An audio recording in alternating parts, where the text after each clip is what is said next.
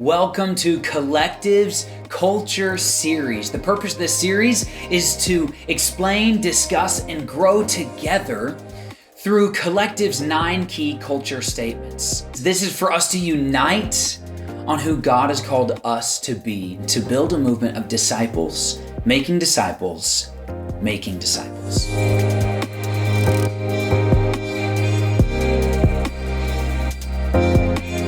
What do you think when you hear the word disciple? Most people think of a bunch of old guys walking around with sandals and dirty 2,000 years ago in robes, right? But in reality, a disciple is actually a much simpler term. A disciple just means a follower. The modern word for this would probably be an apprentice. An apprentice, someone who's learning and growing from someone else and figuring out how to do what they're doing, but kind of in their way. And so what we see Jesus, one of the very first things he says, he calls his disciples. In Mark 1:17, he says, "Follow me, and I will make you become fishers of men."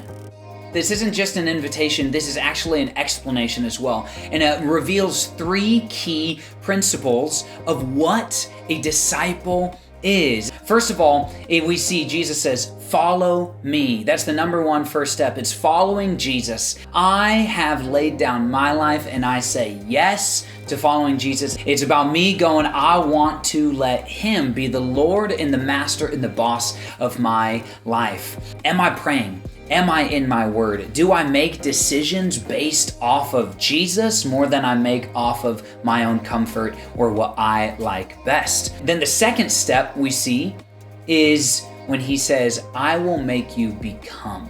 And that second step is being changed by him, becoming more like Jesus every single day. I have to go through the process of transformation, and this step never stops. I've got to become more like him. I've got to lay down my life every single day because I'm always going to want to drift towards myself as opposed to him. And then the third step of being a disciple, Jesus says, "And I will make you become" what?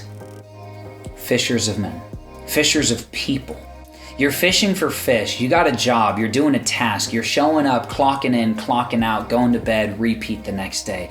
Yet, I've got a purpose and a plan for you that's so much bigger. So what is that third step? It is guiding others to do the same.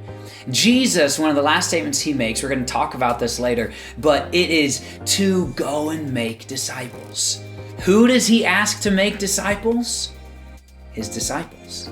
The whole idea is if you're a follower of Jesus, you follow him. If you're a disciple of Jesus, you follow him. You become more like him. We're being changed by him. And then we're guiding others to do the same.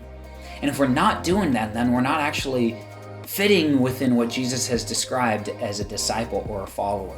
So we are on mission. We are disciples. We are disciple makers. And I want to ask you guys, do you fit the biblical definition of a disciple?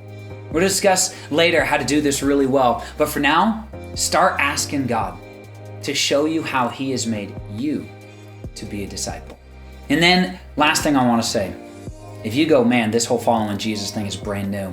If you look at these questions and your answer is no, I'm not. I don't think I've given my life to him. I don't think I've actually surrendered to him and said, okay, he's my boss. I am not. What I want to tell you is that Jesus has amazing, abundant, beautiful life and purpose and incredible hope. And it's not, he takes the weight off your shoulders and he has designed you for life with him, both here and in heaven. If that's you, would you tell your group host? Would you just say, yeah, I want to say yes, whether it's the first time or the first time in a really long time, to say, I want to follow Jesus, or I want to recommit to following Jesus, because that decision is the best decision, and this is the best place for it, honestly, to have a group of people that we can all walk together as we're being changed by him and guiding others to do the same.